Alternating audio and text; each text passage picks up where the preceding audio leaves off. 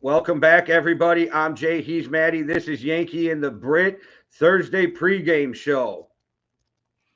Yeah, guys, going into the Christmas slate of games. There's so many games right now, so we're just going to do one show and just cover it all. How exciting.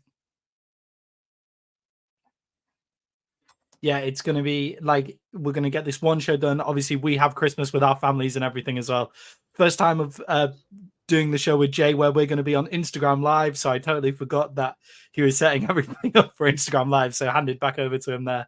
And that's how I did respond. But yeah, go follow us on Instagram if you haven't already. Like, subscribe on YouTube and Facebook if you're still there. And always drop loads of comments as well, and we'll try and get to them at some point in the show.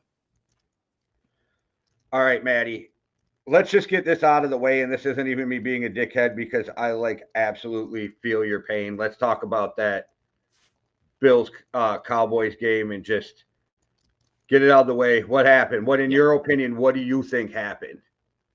The Bills did exactly what we've been saying they should have been doing for about 2 years now, and they took the ball out of Josh Allen's hands. Josh Allen is an excellent quarterback in short spurts. So give the ball to James Cook, who we've been saying is an excellent running back all year, and he played a hell of a game. The Cowboys, if they get out in front of you, that really suits their game style. If they get out in front of you and they're playing at home and everything like that, they can get off the line quickly. They can, the offense functions really well, which means they get out in front early. They can play their style of play, but if you stick in the game with them, you can bully them up front on the defensive line because they play with speed. You can bully them up front, and James Cook played excellently. The game flow itself with how beat up we get. If you're rushing for 7 yards a game, you can't win a game. If you're getting, if somebody's rushing for 7 yards against every carry, 7 yards a carry. I said 7 yards a game. If you combine both quarterbacks together, they threw for what, 100 or 228 yards. Yeah. So James Cook was running for 7 yards a game, 7 yards a carry. In that game, if you're giving up 7 yards a carry, you can't win that game. What do you personally think? This is just random. Like, I was thinking about this during the game. What do you think the difference was? Because truthfully, if you go back and look through the year and even the last few years, the Eagles' run game is way better than the Bills, but they couldn't run on the Cowboys the way the Bills ran on the Cowboys. What do you think the difference was? Because I was trying to figure it out in the game. And this isn't a shot at James Cook, but I would take Swift over Cook if we were drafting a team. I would take the offensive line from the Eagles. So I'm not sure, why it was such a big disparity in the Eagles game compared to the Bills game. This is why I thought the Bills were a lock, too, because I didn't think there was any way that if the Eagles didn't run on the Cowboys like that, how the fuck was anybody else gonna? Yeah, I think the Cowboys' whole defensive ethos is get off the line fast, put pressure on the quarterback. Everybody, fucking Skip Bayless is slagging off Micah Parsons. What's that? Skip, every time Josh Allen dropped back. I don't mean to cut you off, but did you watch that video I sent you from JJ Watt? No, I haven't seen it yet.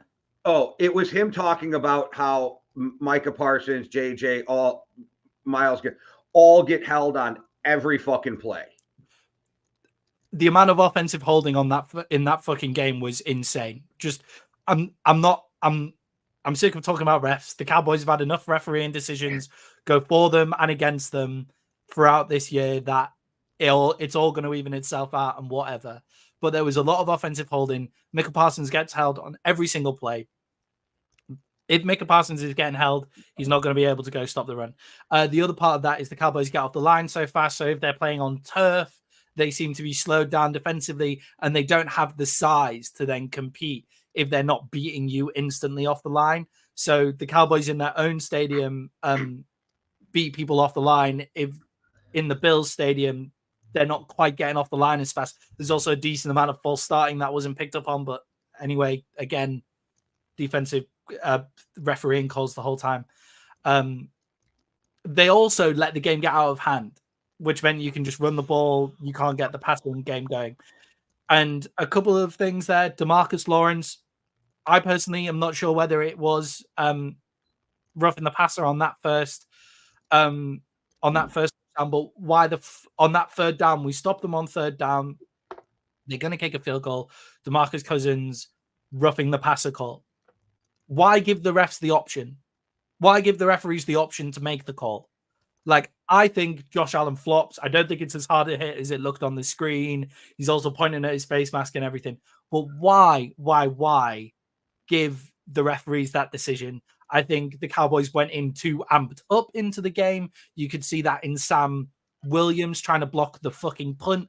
The ball goes past his ankles as he jumps in the air. That's a walking touchdown or at least a block punt at that point. That's on him because he went in like he was trying to block a field goal, not a punt. It was very weird.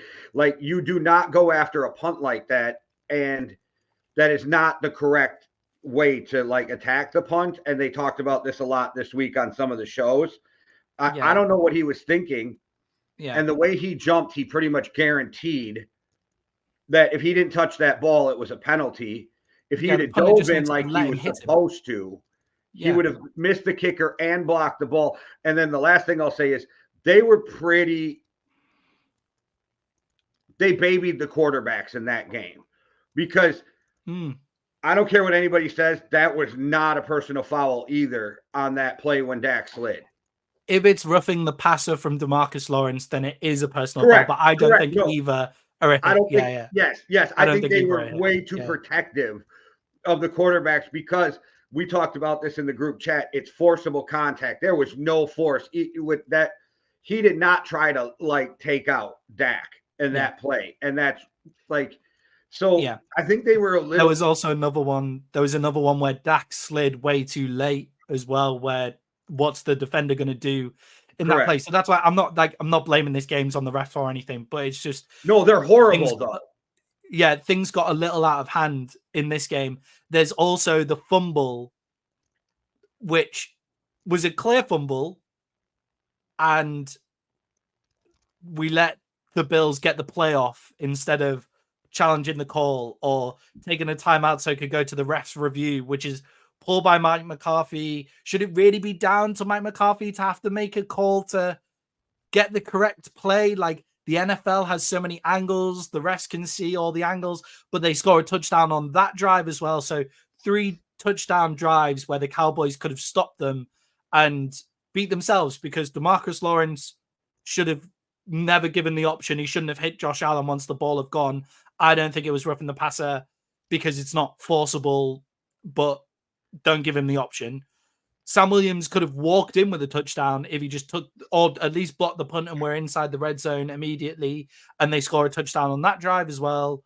And then the turnover, which was a clear turnover, clear fumble, but the Cowboys, we don't call the timeout, so the rest can have a look at it. The refs don't do their job and call the timeout, so we can have a look at it before the play. You could see by how quickly the Bills were rushing to the line that there probably was something in looking at the fumble. So that's 3 touchdowns, which could have been taken off the board, but they let the game get out of hand because of stupid mistakes. And the Cowboys aren't a team that can play from behind. I don't think that this is an indictment on them playing away from home. I think this is an indictment on them not being able to play from behind is where I would go. Also, the Bills' defense was excellent. There was nowhere to throw for Dak.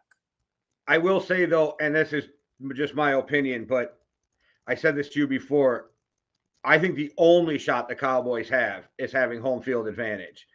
Yeah. So I feel like you guys need the fucking Eagles to screw up either now or right away in the playoffs. And I feel like you'll probably, and I think this holds true too for the Eagles and the 49ers.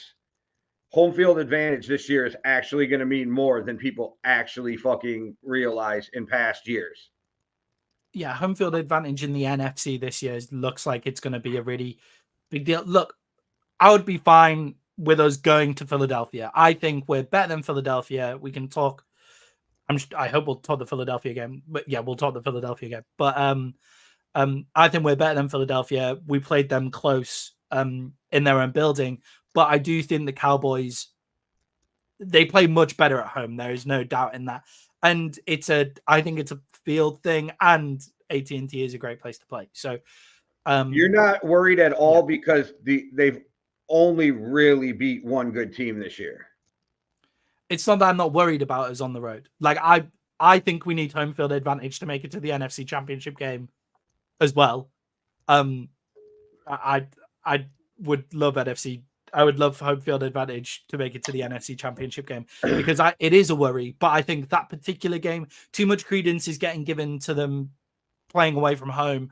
And Bills Mafia fucking showed up. That was so loud in there. First game this year where you couldn't hear Dax, here we go, like didn't hear a single one or thank goodness or anything like that. So didn't hear a single one or anything like that. So Bills Mafia showed up and everything, but I think it's them letting the game get out of hand by their stupid mistakes. I don't know why, but Omaha doesn't bother me. 319 from Aaron Rodgers never bothered me, but here we go makes me want to punch Dak in his face. I hate it so bad. Here we go. I wish they would have picked something else because there's some reason that just fucking it just like nails down a chalkboard for me. I'm like, just stop with the here we go. Yeah, there was no adjustment in that game either. The Bills played the same defensive strategy the entire game. They just played too high. The entire game, they played too high and then man underneath. And there was no adjustment. There was nobody open. There was no like attempt to throw over the middle. There was, and like to be fair, when we did throw over the middle, everybody got lit the fuck up. Like the Bills showed up like in that game. There is also that the Bills played excellently and they showed the fuck up. But yeah, no adjustment. So poor game, really, really shitty game. But yeah, you know. That's one of the games Vegas knew more about what they were talking about than we did. That was impressive by Vegas to call that an underdog game. All right, so let's talk about those. Okay, we went from you having to kind of eat some shit on the last topic. I'll give you a second to tell the world about yourself in the Seahawks game. Just a reminder that I called this, got told that I was high on the podcast in the comments and got absolutely roasted in our fantasy group chat. You're also getting roasted in the comments for the Dak MVP thing, so go back and read them. Yeah, fair enough. The Dak MVP thing was, yeah. Yeah, but the Seahawks beat the Eagles. Seattle's a difficult place to play, and the Eagles are a disappointing team in my estimation of them. They look so tired. I don't want to take too much away from Seattle, but I feel like the Eagles just beat themselves every chance they got in that game. They turn the ball over. They fucking turn the ball over, and they don't get it back. I think they're -6 in turnover differential now throughout the year, and you're not going to win games by being -6 in turnover differential. Like that's pretty bad. In that Cowboys game in Philadelphia, they fumbled the ball 3 times and fell on it every time. So, yeah, they turn the ball over. Their offense doesn't, for me, adjust to the game well enough, and I think Nick Sirianni is. I never personally. Obviously I don't like him as a coach. He's the head coach of the Philadelphia Eagles and a cocky bastard as well, so not very helpful. But actually, as a coach, I'm not overly keen on him. I'm not entirely sure what he brings to the table a lot of the time, apart from we play hard. Which is just what Dan Campbell does in Detroit as well. There was no adjustments on the offensive side of the ball, and they gave away, what was it, 6 3rd and 10s in that game, or 6 3rd and longs in that game. So the defense played better. They only gave up 20 points. But in situational football, when you had to have it and get off the field, they're the worst in the NFL in 3rd downs. I like Sirianni, and I think he actually brought a good culture there. And I think I just only got to defend this. I would argue against the Dan Campbell argument just because Sirianni has worked with some of the best minds in football in his career. Yeah, that's fair. I mean, Sirianni. I think that it's the fact that they had to change OCs and DCs at this year that's got them a little bit struggling, and the fact that you got Matt Patricia on the field making calls is fucking really strange to me. Yeah, Matt Patricia is now their defensive coordinator, and he's been hated everywhere he's gone, and he's failed everywhere he's gone as well. He's the offensive play call. Like, they're still the defensive coordinator up in the booth now. It's a really weird situation they got going on there. I don't know what the fuck they're doing with that. But yeah. To me, in that game going in, Seattle are a disrespected team this year. I think that's largely due to record. We don't give them the kudos for having their young cornerbacking core has been injured throughout the game, throughout the season, and the Eagles are overstated at this current moment in time. I think the Eagles need a break. That's what I think. The difference between the 49ers 3-game slide and the Eagles 3-game slide is the 49ers 3-game slide went into a bye. And the Eagles had their 3-game slide after playing they've played a really difficult gauntlet. I said this on the podcast. I said, they've looked tired in their past few games. I think they're going to beat the Giants twice, and I think they'll probably beat Arizona as well, which means they'll still be top of the division, which makes it more hurtful that Cowboys loss. It makes the Arizona Cardinals loss more hurtful. That we're one game away, or half a game away from beating the Eagles. But the Eagles for me are getting bad at a really shitty time, and they don't get a break because they're not going to be the 1 seed anymore. Yeah, unless somehow the 49ers fall and something happens. Well, the 49ers play the Ravens, and have they still got the Dolphins to play or something? Yeah, they don't have the easiest schedule. That's why I was saying. So if they have a horrible schedule. But they Ravens and the Rams, they've got. But they have the Commanders. Game lead and the tiebreaker, so they'd have to lose 2 of those games. They'll have to lose against the Ravens, the Rams, and all the Commanders. Okay. And the Eagles have to win out from here as well. I do feel like the Eagles have a real easy shot of winning out.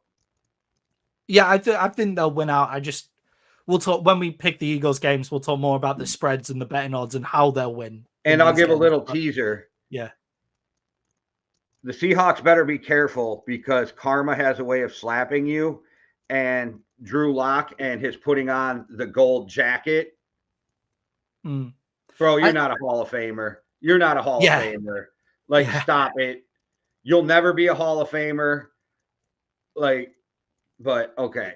I really like the way that Drew Lock played in that game. I really liked his post-match. I really liked his post-match interview as well, where he was saying he's basically crying about being able to get the opportunity. When you throw for less than 6, or you throw around 65%, and you only throw for 208 yards, don't put on a gold jacket. Don't fake putting on a gold jacket. Yeah, they won that game through the run, which is also surprising because the Eagles are meant to have one of the better run defenses in the league. The Eagles have now lost to Drew Lock, Zach Wilson, and they've lost to Dak Prescott, Brock Purdy, Drew Lock, and Zach Wilson so far this year. You guys lost to Josh Dobbs. Yeah, the Cowboys have also lost to Brock Purdy, Jalen Hurts, Josh Dobbs, and Josh Allen. Yeah, so you both lost to the league MVP. Fair enough. Yeah, both lost to the league MVP. Both lost to each other's quarterbacks who are very similar, and both lost to total shit. Apart from Josh Allen, obviously, who is a top 10 quarterback but hasn't been playing like one this year. Both we lost to 2 turnover machines. All right, so I gotta ask, and no, everybody's gonna be like, "Why are you talking about this game?" Well, because I'm a Vikings fan, and this has to be brought up.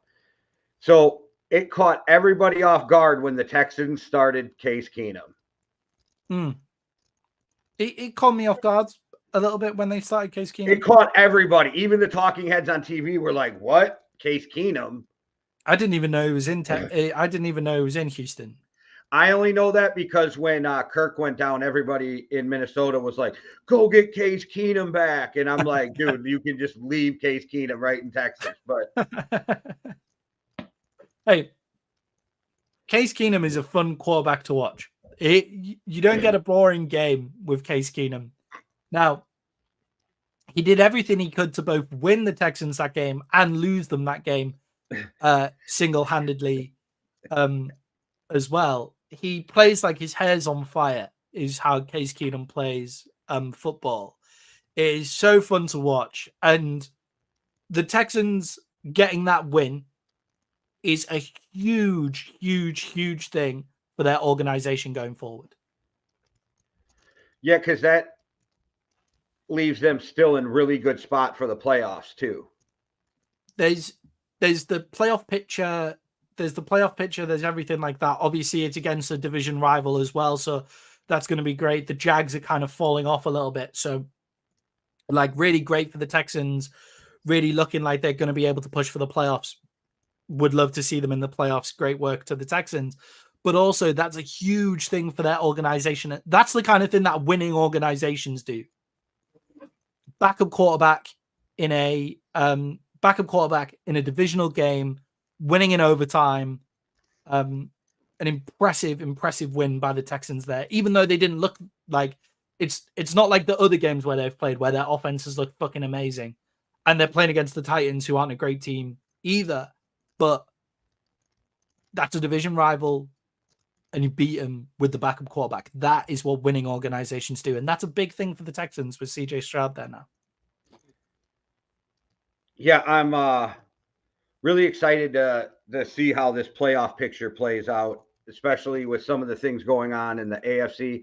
The NFC's jumbled up, so that's a good segue over to let's talk about those Tampa Bay Buccaneers. By winning that game, they put themselves in first place in the division, which as a Vikings fan is great because they're the only team in that division that has the tiebreaker against us. So by them leading the division, that puts us in the lead of the tiebreakers against all those teams trailing us right now for the playoffs. Yeah, they also beat your divisional opponent and the Green Bay Packers as well. Baker Mayfield is now the only quarterback to go into Lambeau and have a perfect passer rating, which I find incredible. And everybody wanted him out of the league. Now, not everybody. It's probably about 50-50 about wanting him out of the league. But in Carolina, you run him out of there. In Cleveland, you run him out of there. LA, bit different because you've got Matthew Stafford as well. But Baker Mayfield is playing great football right now.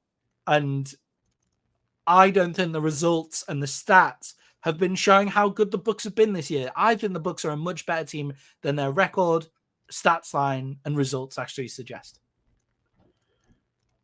Yeah. Also, I love the fact that everybody in Green Bay now is on the Jordan Love bandwagon. So just keep him forever. Yeah, he had a great game of 29 for 39, 284 for 2 touchdowns, but they still only scored 20 points. Yeah, no, I'm loving the fact that Chicago fans now love Justin Fields and Packer fans absolutely love Jordan Love, because I do not want them to go out and get neither of those teams to go get another quarterback. That's 2 losses in a row now for the Packers. One against the Bucs, one against Tommy DeVito's Giants after beating the Chiefs as well. Like, you feel like that young wide receiver core, young quarterback got up after beating the Chiefs and are now coming crashing down to earth a little bit in Green Bay. But I think the Bucs look good. If the Cowboys do finish 5th seed, which is what it looks like is going to happen, which, by the way, like, strength of schedule when you're in the same division and the only game that you play different is the Chargers and the Chiefs. They're the only 2 different teams we've played all year. Strength of schedule is a weird way to fucking decide that. I think aggregate of the scores in your head-to-head would make more sense. Obviously, I'm a Cowboys fan, so I could see the biases there, but that's the way that we do it in Europe. It's not just me saying that. It's like you take the aggregate. So if the scores were 30-10 one week and 28-10 the next week, the Cowboys would, the team that won 30-10 the first week would win by 2 points in the aggregate, that kind of thing, would make more sense than on strength of schedule, which nobody has. Like, the Cowboys can't do anything at that point apart from fucking win their games, obviously. So just win the games. Right. Well, I guess. I think strength of schedule is the fairest way to do it. Why would points or anything else be accounted when teams like, let's say, the Cowboys got to beat up on really fucking bad teams all year? But the Eagles play all those teams as well. But they don't play. But the Cowboys don't play all the teams that the Eagles play. That's why they have the best strength. We're in the same division. The only difference that we've had is the Chargers and the Chiefs. Yeah, there's always different games though, because you play your division, you play another division. So that's 6 games plus 4. That's 10 games. You guys, like, whatever you're slated the year before. So in the the AFC West, the Eagles finished number 1. So the Kansas City finished number 1. They have to play each other. Whatever the Cowboys finished, they have to play the AFC West team that finished in first, second, third. What did the Cowboys finish last year in the division? Yeah, second. Yeah. So like, I feel like it's fair because they had to play harder teams. They only had to play one harder team though, didn't they? Like, you only played one. They have the number 1 strength of schedule of the whole NFL, and you guys are like 19th or something. Oh, that's crazy. I'm looking at their schedule. I can't see it. The only team that they've played that we haven't played is the Chiefs. And then home and a road matters too in those strength of schedules. So okay. you probably got to play better teams at home that they had to go beat on the road. That makes sense. Like, I wasn't talking about points across the whole schedule. I was talking about points in the head-to-head matchup, though. So who wins in the head-to-head matchup in points would be the way that I would decide it. If it gets down to this point. You would decide it that way because it benefits the Cowboys. No. Like, this is the way that they decide it in Europe, that we decide things over here as well with stuff like this. But if it gets to this point where we have the same head-to-head, we have the same division record, we have the same conference record, so it'd be the 4th tiebreaker that the Cowboys are in 5th seed. But to my point, the Bucs are a much better team than the Cowboys had to play last year. So the Cowboys played the Bucs last year as the 5th seed as well, and the Bucs were the 4th seed. And the Bucs are a much better team this year than they were last year, in my opinion, even though they haven't got Tom Brady. And to be fair, we would never do it the way you guys did it. We had a whole war about that. Right. We had a whole war about not wanting to do things the same way you guys do it. Yeah. Oh, and you guys still spell color wrong, so we're not sure why that's even a thing. Yeah, All right. Should we talk about some of the games coming up this week now? Yeah, I've just got bee in my bonnet about the Eagles Cowboys tiebreaker, but now I'm fine now that I've expelled that. So let's get into some games. All right. Well, tonight we got the New Orleans Saints traveling to the Los Angeles Rams, and the Rams are favored by 4 in this game. I don't know what the Saints are too good of a team to be as bad as they are talent-wise. So I'm not even sure what's going on in New Orleans anymore. I don't like coaching. Dennis Allen. Is that the name of the coach? I don't like their coaching staff since fucking Peyton left. And if you actually look at it, and people can crush me, but what has Sean Payton ever done without Drew Brees? I mean, the job that he's doing this year with Russell Wilson getting better, and the Broncos look like they could make the playoffs this year. Do you not think any decent coach would have made them look better than they did last year? Oh, yeah, of course. Much better than Nathaniel Hackett. So, like, talent-wise, the Broncos are actually pretty fucking decent. But he is turning things around in Denver. Like, I'd say give him a bit more time in Denver. But yes, without Drew Brees, he hasn't done anything. And let's remember, they only went to the Super Bowl once, right? Like, yeah, I love it. Okay, well. And you are absolutely correct, and I probably would have worded it that way too. But think about it; they've only went to the Super Bowl once. Like, is a wild statement itself. Yeah, but Mike McCarthy has gone to and won a Super Bowl once, but gets fucking chastised all the time, including by me early on. But he in his didn't take Cowboys over career. a team that their fans wore bags over their head. They were so bad for so many years. That's fair. Yeah, that's obviously fair. But you know, like there are comparisons to be made. And how come when it comes to Belichick, they count his Super Bowls as an assistant, but they don't do that for anybody else in the league? There's also that with Sean. So what did Sean Payton do without Drew Brees? Well, he offensive coordinator for the Cowboys pretty fucking well. Like, but yes. But he didn't win a Super Bowl with the Cowboys as an offensive coordinator. That was North Turner. No, they look good though. They look good when he was there. But yes, I'm not really sure about this Saints Rams game. So the Rams are a much better team than everybody gave them credit for at the start of the year. They have one of the best coaches in the league, if not the best. Matthew Stafford is playing lights out, and Kieran Williams, what a find in the 5th round. He is playing. So with him on the field, they're a totally different team.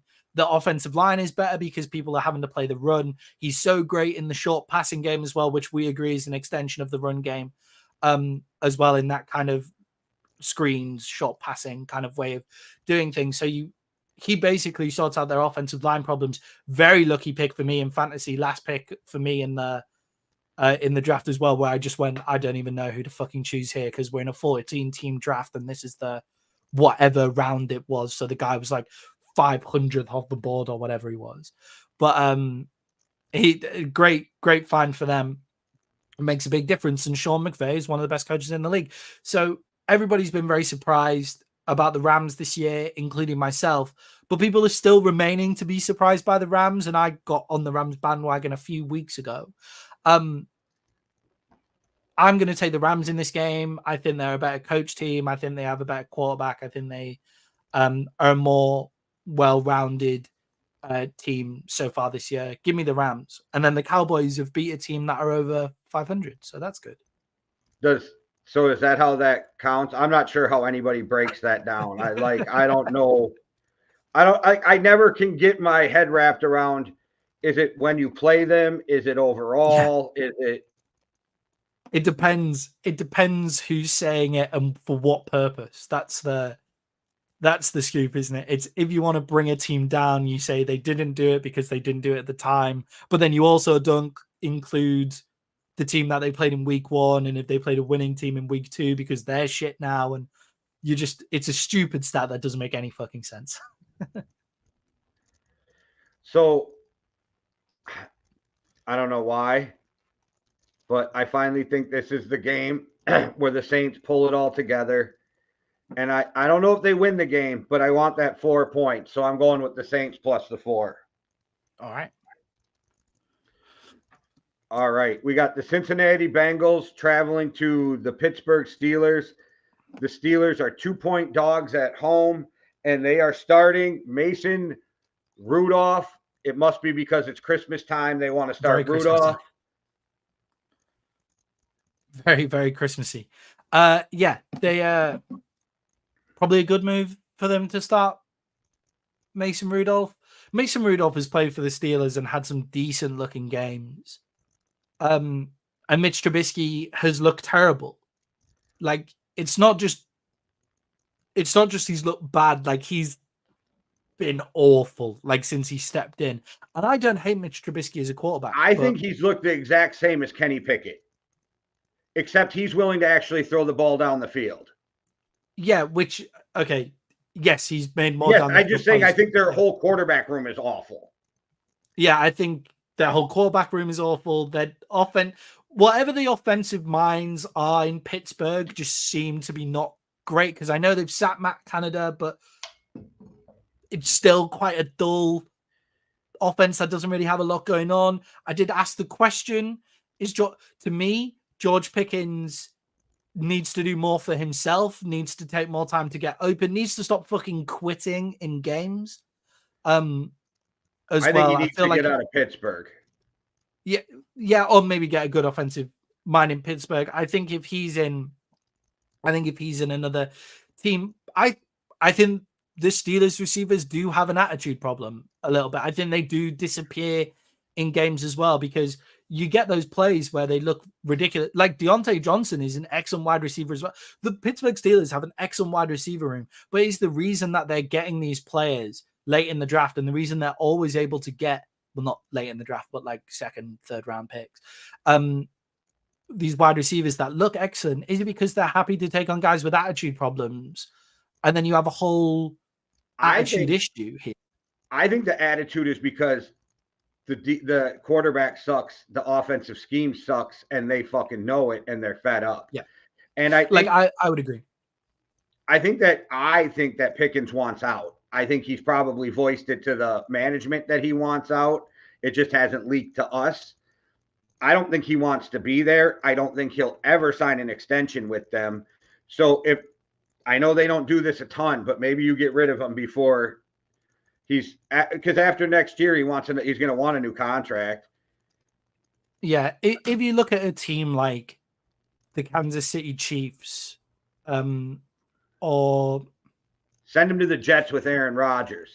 And the team like the Jets, the Chiefs. If you want to get him out of the AFC, I'm sure there's like there's a team in the NFC that'll want him as well. Obviously, the 49ers, the Cowboys, he'd probably be a good wide receiver for the Cowboys, actually. He'd be a good wide receiver for everybody, but the 49ers, Cowboys, and the Eagles have good wide receiver rooms. The Seahawks obviously have really good wide receiver rooms, but imagine him in Detroit. Like, so Chicago, Chicago, Detroit. Like, you've got teams where you need like a one wide receiver, where you need a number one wide receiver. The Buccaneers. How about Bryce Young? How about you maybe call? Yeah, there's like he's worth a first round. If I'm the Kansas City Chiefs, I'm rocking up to the Steelers and saying, I never want to have a position like this again, because this is what happened to the Patriots dynasty, right? The Patriots dynasty, the only time sometimes fizzled out because they didn't have the weapons that they needed to provide, and the Chiefs should never want that to happen. So just walk up to Pittsburgh, first round pick in hand, and something else if they need it, and say, okay, let's do this deal. I want Pickens. I think they're so disgruntled over there, and the team is gonna. I think they're gonna do a whole reboot after this year, even though that's not really the Steeler way. I think you're seeing it's coming. I think you might be able to get him away from them in the offseason for a third. Yeah, like if you get George Pickens for a third, that's a great deal. Deontay Johnson for a third. So, imagine a team like the Falcons with George Pickens on one side, Drake London, who are two different types of wide receiver on the other. I'm laughing, you guys, because Maddie and I have just had a fucking epic battle about Pickens in London, so I have to be like, no, you didn't. But okay, go ahead. You get two wide receivers with the same production in the same team. But yeah, like there are teams where George Pickens does change their offense for them. And if I'm a team vying for, like, if I'm the Buccaneers are probably my favorite spot for him right now. Back-to-back division titles, aging wide receivers, solid quarterback in Baker Mayfield, who should be a franchise quarterback by now. He's proved it to me that he can be the franchise quarterback. And then you add in a guy like George Pickens and pick somebody up in the draft in the second, third round as well. And we all know that George Pickens is either going to end up in San Francisco or Philly, because they end up with everybody. Yeah. We all know that that's going to happen. All right. So who are you picking in that game, Maddie? Bengals for me. We haven't even touched on the Bengals.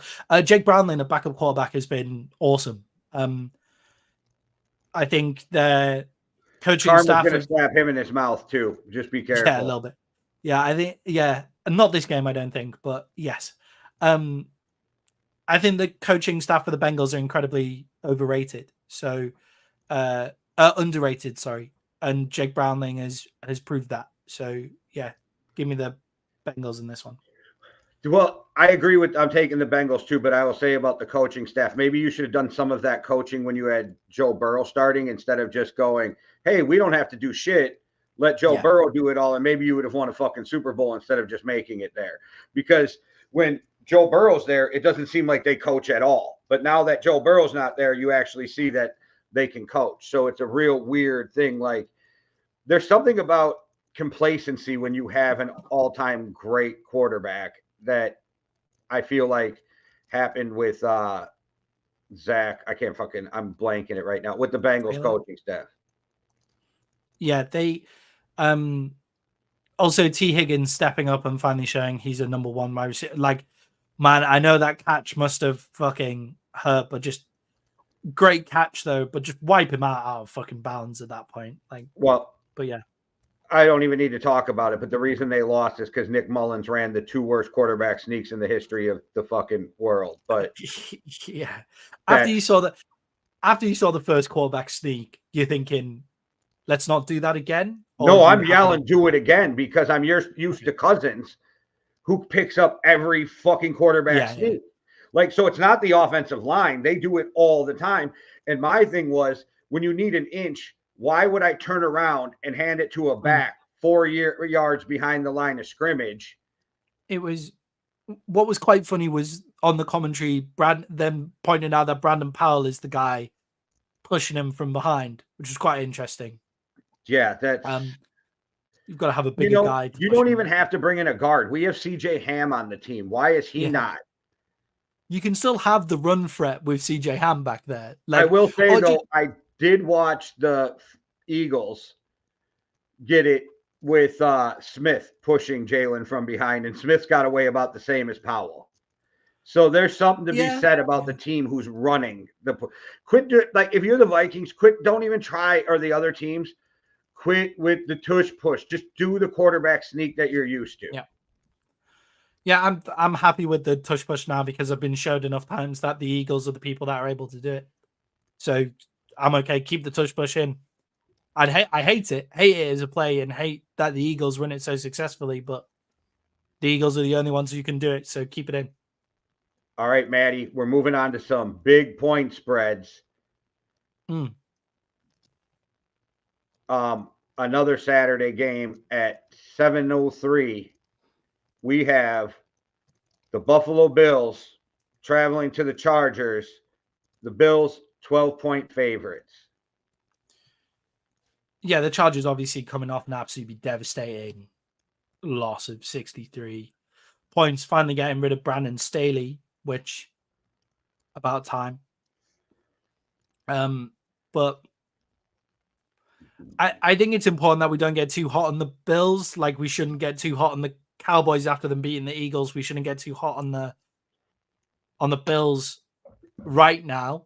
I think 12 emotional points letdowns are real in the NFL. Yeah, the next week. Especially when you're traveling the entire length and width of the country just before Christmas as well. That must be why the Eagles lost. Yeah, gotta be. They traveled from the East Coast to the West Coast. That's like flying from here to England. Yeah, I mean, the Bills are flying, they're flying from the Northeast to the Southwest. They're going the whole length and width, which is impressive. But yeah, look, Josh Allen has a habit of turning the ball over. We know this. He has a habit of turning the ball over. So I hate big point spreads for the Bills because I think they'll win the game. But I think they'll want to make Josh Allen look fucking great this week after they sidelined him in their biggest win. Run the ball with James Cook. He's in my fantasy team and we're in playoffs right now. So I'm obviously biased in this situation as well. But run James Cook. He's your best option for getting the ball, especially against the Chargers who don't defend the run well. I know you get the new coach bump like as a team, but the Chargers don't have the talent. They also have Easton Stick at quarterback, and Easton Stick is good for a couple of strip sack fumbles as well. I hate this. I'm never going to bet it, and I hate big point spreads for the Bills, but give me the Bills in this game just because it's Easton Stick at quarterback. I think the Bills run the ball a ton this game. I don't think they revert back to trying to make Josh Allen the focal point, which I think in return ends up by the end of the year pissing off Stephon Diggs even more. I like everything in me wants to say the Bills minus 12, but like common sense is telling me to just take the fucking Chargers. But I don't know where the Chargers will get any points from, so I'm taking the Bills minus 12. it's the way that the Bills defense played last week, and obviously that's at home in a huge game. So their coaching staff needs to be able to, like, that's the coaching staff's job to get teams up for those games. So they need to get them up for every game like that. It can't just be because we're playing at home in a big game. But if the Bills team plays the same way that they did against the Cowboys, the Chargers won't make any points. No, yeah, I don't understand where they're going to score from. So that's why I have to take the Bills minus the. And as we were talking, it just went to 12.5. The over-under is 44 as well, right? Like that's that's pretty high considering the Chargers aren't going to score anything. But it's pretty low considering it's a 12.5 point differential. Right. All right. So then we have the Seattle Seahawks traveling to the Tennessee Titans. The Titans are home dogs. They're +3 at home. Seahawks favored by 3 on the road. I think the Seahawks played the best that they could absolutely play and still only scored 20 points. So I'm not sure that I have any faith in the Seahawks going to Tennessee and recapturing it. I think that they're going to be riding that high from the Eagles game, which I think is a bad thing. So give me the Titans +3 in this game, because I think the Titans come back off that loss and the Seahawks have a letdown after the Eagles game. I think the Seahawks are way better than that. I think their defense is clinically underrated because we look at stats so much and don't look at injuries. But what's his name? Tyreek Woolen is coming back. I think Devon Witherspoon might be coming back as well as their cornerback. So I think they shut down Will Levis. I think they have the ability to go with DeAndre Hopkins. Will Levis's injury looked awful, by the way. They didn't even show it on the broadcast, and he's playing this week, right? Which fucking he played that game. It's crazy. So well done, Will Levis. I think people can think I'm crazy. I think it's time for Seattle to get rid of Pete Carroll. Let's see how this season finishes up, because I do agree with like fresh slates and everything like that. And I think if they're doing the same as they did this year, where you fight it out between Geno Smith and Drew Lock at the quarterback position, I would keep the continuity of the head coach as well. But if they go, if they get a new quarterback, I think getting a new head coach, and if you don't make the playoffs, I think then do that. The Seahawks, I think, will win this game, and I think they'll win it comfortably. I think they have one of the best wide receiver calls in the league. Jackson Smith and Jigba is probably one of the best third wide receivers in the league. I'm trying to think of a team that has a better third wide receiver than Jackson Smith and Jigba. Don't have one off the top of my head right now, but yeah, give me the Seahawks in this one. All right. Well, I still don't think a 73-year-old is the best to be running your team, but that's just me. Yeah, that is the issue, isn't it? It's the age with Pete Carroll, but then Pete Carroll doesn't. A Pete Carroll 70 and a Bill Belichick 70 are two very different things, is what I'm seeing. Physically, but does that, like, mentally, at some, like, everybody who gets older starts to slip, and it's not even. But it's like Pete Carroll. People. To me, Pete Carroll looks like more like energetic and switched on and everything like that. But yes, maybe not. Well, maybe a good turnover. Let's talk about the game where no points will probably be scored. The Washington Commanders traveling to the New York Jets. The Jets are a 3-point favorite at home. Yeah, the Commanders have really fallen off a cliff, right? Sam Howell's really fallen off a cliff. I thought Eric Bieniemy was supposed to be the beginning and the savior for everybody in Washington. Yeah, 4-10. Since that, so this kind of shows the fall off. Really, they scored 35 points against the Broncos when they obviously were that Broncos defense that then went on to concede 70 points. They scored 31 against the Eagles. They scored another 31 against the Eagles as well. 26 against the Seahawks, and then since then haven't scored above. They've scored 20 against the Rams in the last game. So the command Sam Howell has really fallen off a cliff, which is weird because it's also come with Sam Howell getting sacked less and throwing less interceptions. So Sam Howell now throws less interceptions. He gets sacked less, which is what we were saying. If Sam Howell could just stop these sacks, if Sam Howell could just stop throwing these interceptions, he's going to be great. He's going to be great. And he stopped those and he looks worse because that's clearly not his style of play. Sam Howell, hold on to the fucking ball as long as you want. Throw the damn thing and see where it ends up. And you'll get 50-50 plays, become the Ryan Fitzpatrick of the league that we are missing in this league. I'm taking the Jets -3. Yeah, give me the Jets on that one. The defense is going to completely stop them entirely. And who knows, maybe Zach Wilson comes out again, plays with a chip on his shoulder. And then we find out that Zach Wilson played like 2 or 3 games this year with a concussion. So that's fucking wild. But yeah, Zach Wilson is better than what people are saying he is, but people are being so horrible about him that that's still not good. Yeah. But yeah, the Jets completely stopped them the Jets completely stopped them in this game. They just need to run the ball a little bit more. Like, I know they haven't been getting a lot out of the run, but don't completely abandon it. And Zach Wilson playing against the Washington Commanders team who no longer have Sweat, who looks fucking amazing in Chicago, and no longer have Chase Young, who isn't doing as much as a 49er from what I've seen and not flashing on the tape as much, but still, like, you've given away your 2 best defensive players as well. All right. Well, let's talk some Colts at Atlanta. Where got the Colts traveling to play the Falcons. The Falcons are 2.5-point favorites at home. I think that's absolutely disrespectful and ridiculous.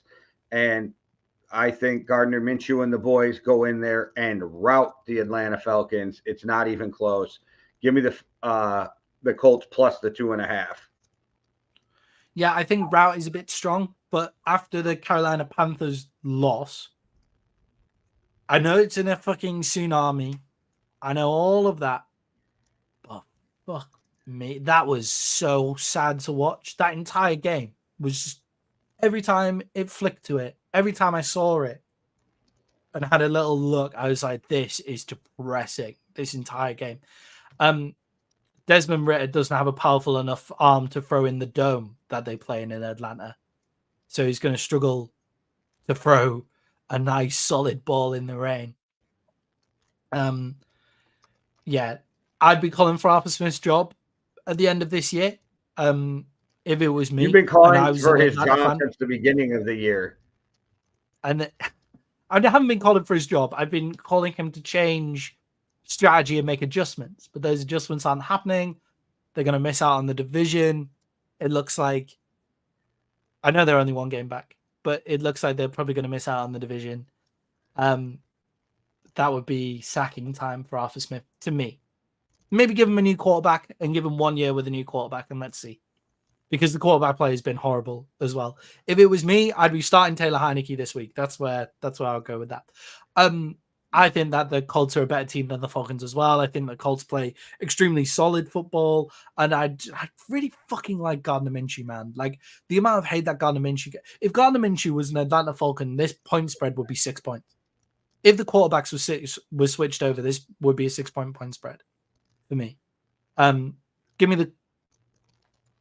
the Colts plus the 2.5 in this game as well.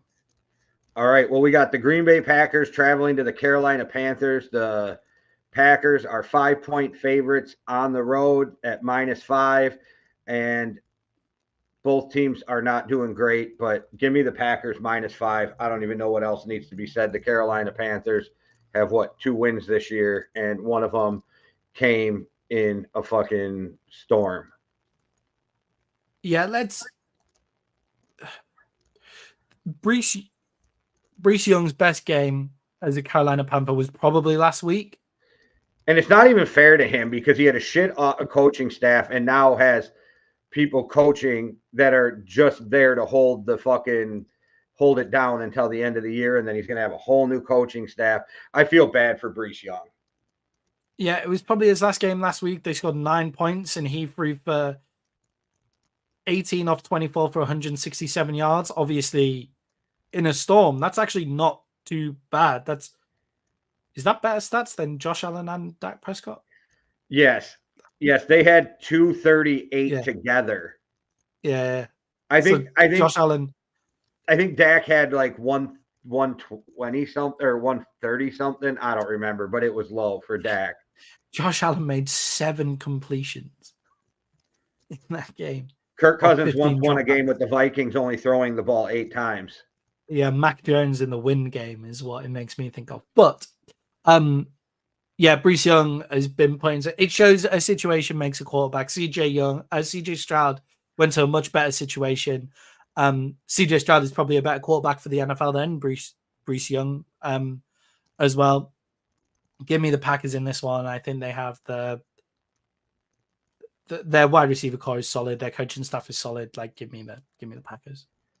All right, this next game kind of caught me off guard with the point spread because it's the Browns traveling to the Texans, and the Browns are favored only by 3 on the road. And Footsteps Flacco has been playing really well. They're even talking about him as comeback player of the year. But I actually agree with Flacco. How would you be comeback player of the year? What am I coming back from? He said, what am I coming back from? Driving my kids to school? Yeah, CJ Stroud is likely out on Sunday as well. That's what surprises me. I would just have to check. Even if Stroud was playing, and it's nothing against him, it's like that defense for fucking Cleveland is for real. Yeah, I would also say that the defense for the Texans is also real, and Flacco has been playing well, but has also had a propensity to make bad decisions in the game as well. Let's see if we can get to the playoffs, and we'll see if we get January Flacco, and that's a terrifying terrifying version of footstep Flacco altogether. I was gonna say I'm gonna get you calling him footsteps now too. Yeah, that's a terrible, that's a scary version of Flacco to come across if you're playing January. Flacco, look, they've just beaten the Bears by 3 points. And the Texans have just got a win against the Titans as well. So they're coming off a different kind of weeks because beating the Bears by 3 points, the Bears are okay, but they're not incredible. I think this is a very fair, and I like the way that the Texans play football. I think they have good balance on offense. I think they have Nico Collins is coming back as well. Case Keenum is weirdly the kind of guy who can beat a defense like the Browns, because the Browns are a conventionally very good defense. So if you have a totally unconventional quarterback who plays fucking ridiculous football with his hair on fire, like maybe that is the guy to go in and beat him, or it's the guy that throws 6 turnovers and 2 pick sixes on top of it as well. It is a nice point spread to bet the Browns because of the defense. So give me the Browns -3. All right. So this point spread was actually closer than I thought it was going to be. The Detroit Lions heading to Minnesota. They're favored by 3. I'll tell you this again.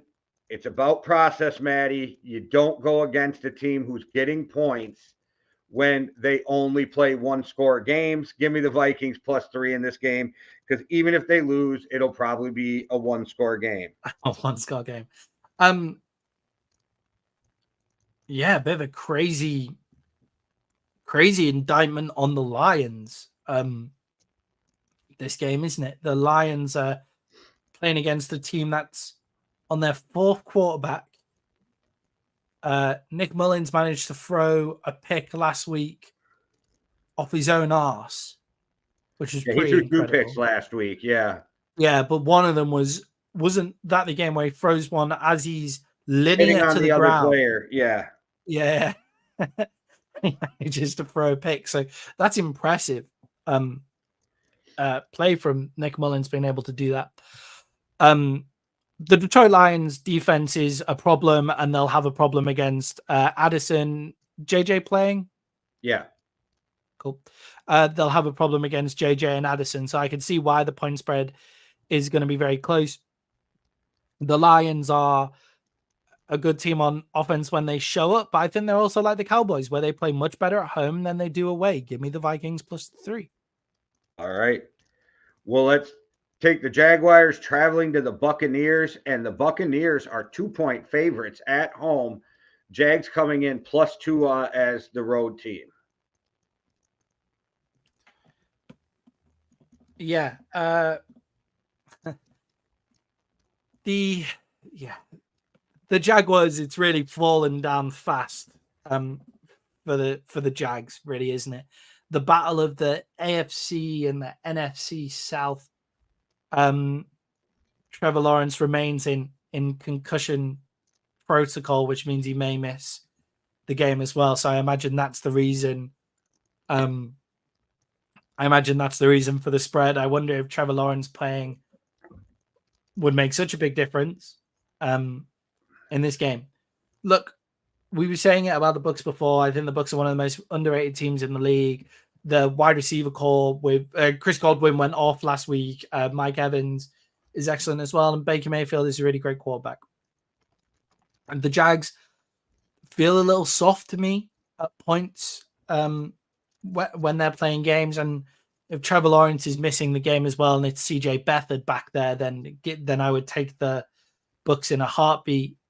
If I'm the Jags, I'm not messing around with concussion protocol on my on Trevor Lawrence either. So I imagine it will be CJ Beathard. So give me the Bucs in this one, -2. See, and when you have a good quarterback or a good coach and a backup quarterback comes in, I feel that's when they coach their best.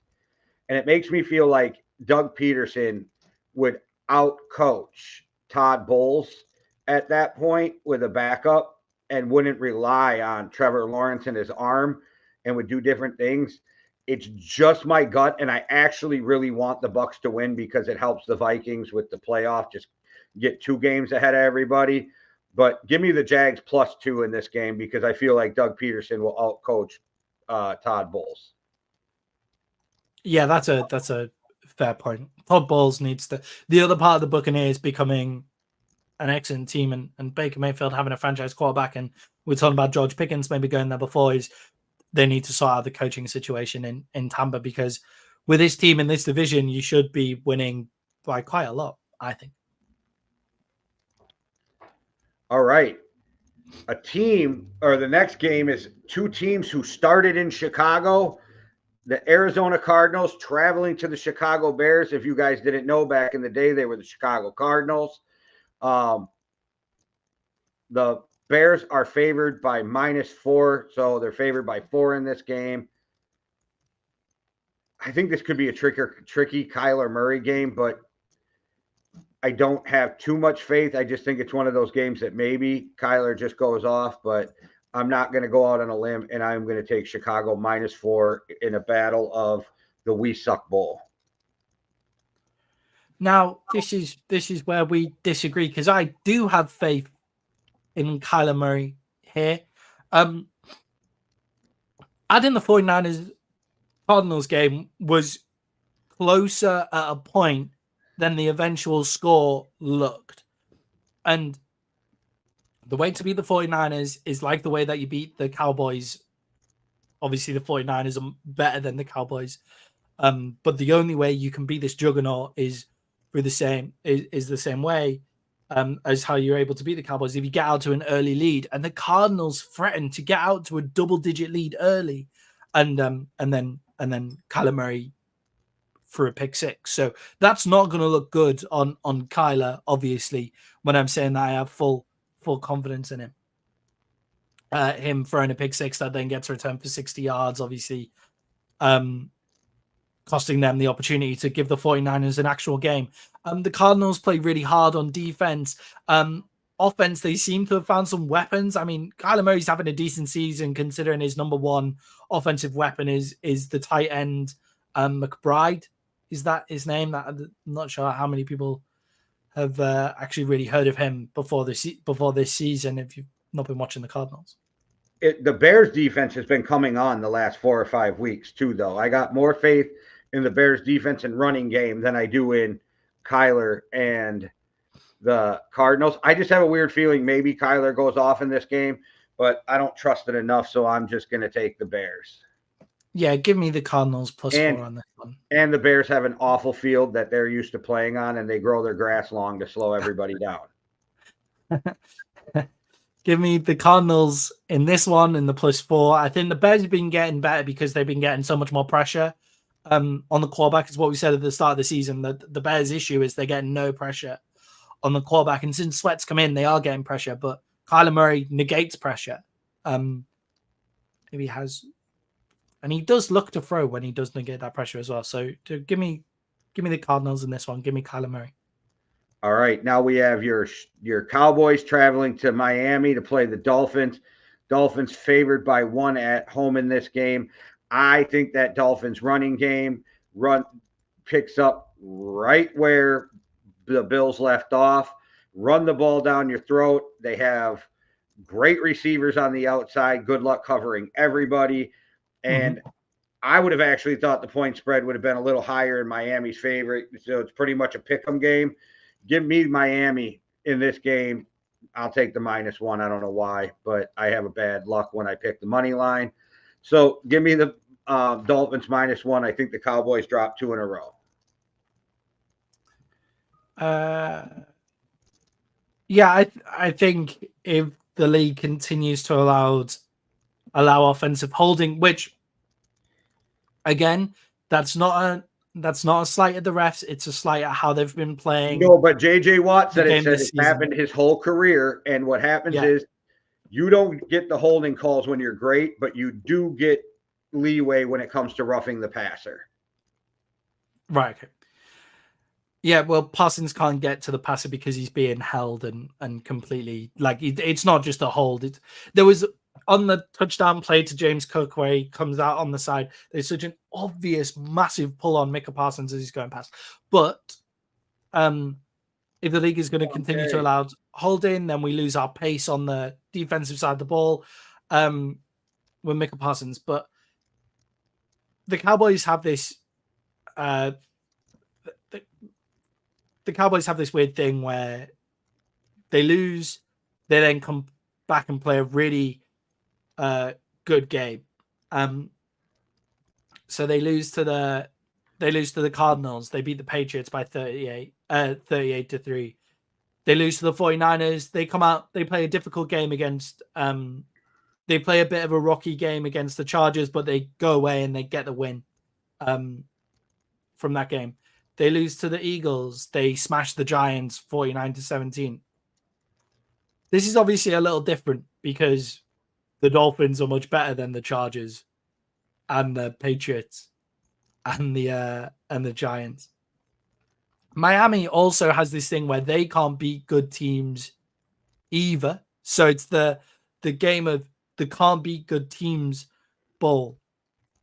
I think we play really well offensively in this game. I think we match up offensively very well against the Dolphins defense. I think if we're able to slow down either Jalen Waddle or Tyreek Hill, just one of them, then we'll get away with it. But you're right. What I don't want to see the Dolphins do, and what Mike McDaniel, because he's an excellent offensive coordinator, will do, is he'll hand the ball off to Raheem Mostert and Achane, and they should just try running the ball and see if it works, and then come off it if the game goes against us. I think last week for the Cowboys, they had a few calls go against them. They had a few unlucky things, even though they did get their asses handed to them. Those calls probably wouldn't have made a difference. Anyway, but give me the Cowboys in this one. Give me the Cowboys in this one +1. I think in this pick'em game, I'm going to take the Cowboys. I think they match up quite well against the Dolphins on the offensive side of the ball. And Tyreek Hill's back to practice this week, so he's playing. He's back today. I don't know. Wait, who did you just take? I took the Cowboys. Okay, I thought that's what you said, and then my brain said you took the Dolphins, and I'm like, wait, I don't think he said that. I think another key to this game is that McDaniel will outcoach Mike McCarthy in this game. McDaniels is an excellent coach, and I think he's him pacing this weekend. Do you see the clip of him pacing? And he goes, one play drive to Waddle, and he kept telling his guys, watch, one play drive to Waddle. And what happens? One play drive to Waddle. Yeah. Waddle reminded us that Tyreek Hill isn't the only wide receiver in that team, by the way. And if you get both of those guys playing and Raheem Mostert on a tear, he scored like 20 touchdowns this year. If you get him on a touchdown tear as well, this team is a Super Bowl contender. For me, then the Dolphins have a really difficult stretch coming their way. And this is the first game in that I think they'll go in amped up. The Cowboys will go in amped up after a loss. Must-win game for the Cowboys if they're going to get anything above the fifth seed. They have to win out because the Eagles are only going to drop one out of the 3 games if they drop any at all. So must-win game for the Cowboys. I think Dak Prescott plays a really good game, and I think we have a good matchup on there. Offense. The key to this game is also the Cowboys fucking running the ball and keeping their offense off the field. It's a must-win game for the Dolphins, too, because they're only a game behind the Ravens for a home field advantage. It's a must-win game for the Dolphins, especially for the first seed, because they then play the Ravens, the 49ers coming up this week. Did they play the 49ers, or have I made that up? Ravens play the 49ers on the Ravens. Monday. It's the Ravens that play the 49ers. The Dolphins also have to look out for the Bills coming over their shoulder for the first place in the division, because the Dolphins have they've got the Cowboys now, then they've got the Ravens, then they've got the Bills week 18. All right, so then we have New England traveling to Denver. Denver's favored by 7. What a game. Denver's playing better than they were last year. New England still sucks balls. Give me Denver minus the 7 to win this game. And I'm just waiting for the offseason to see what happens with Chris McCaffrey, since the Bailey Zappi era is playing out right now in front of us. What a wonderful Christmas present for us all to have. The Denver Broncos and the New England Patriots. Look, give me. Yeah, why the fuck is that a standalone game? I don't know, but like whatever. Why is that not? We can flex games down, right? Like, can't we? Flex would we not be better off seeing the Cowboys Dolphins on Sunday night? But yeah, okay. Cowboys Dolphins standalone. Cowboys Dolphins is kind of in a standalone window anyway, because it's that late game, and what other games are on at that time? Well, there's 3 games on at the 3:00 window. Yeah, but it's who is it? Who is it in the? Well, no, that's not. But that's not the point. The point is like, why are we doing a primetime standalone game with New England and the fucking Broncos? Like, the one that, at least if the Cowboys and Miami game sucks, I can flip to the other 2 games to see what's going on. Yeah, that's true. I would want an early window game to come my way from that point, and it would be me, the Cleveland Browns, and the Houston Texans. But yeah, there's not that many. I guess there's not that many other great games this week. But yeah, Cowboys Dolphins would be the standalone, right? Yeah, give me the Broncos in this one. What did you make of Sean Payton and Russell Wilson going at it on the touchline though?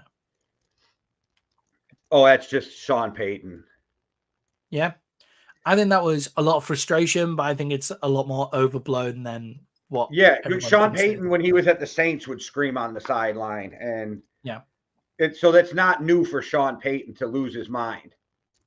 Yeah, definitely. I think that the Broncos defense against the Patriots offense is a no-brainer to give me the Broncos in this game.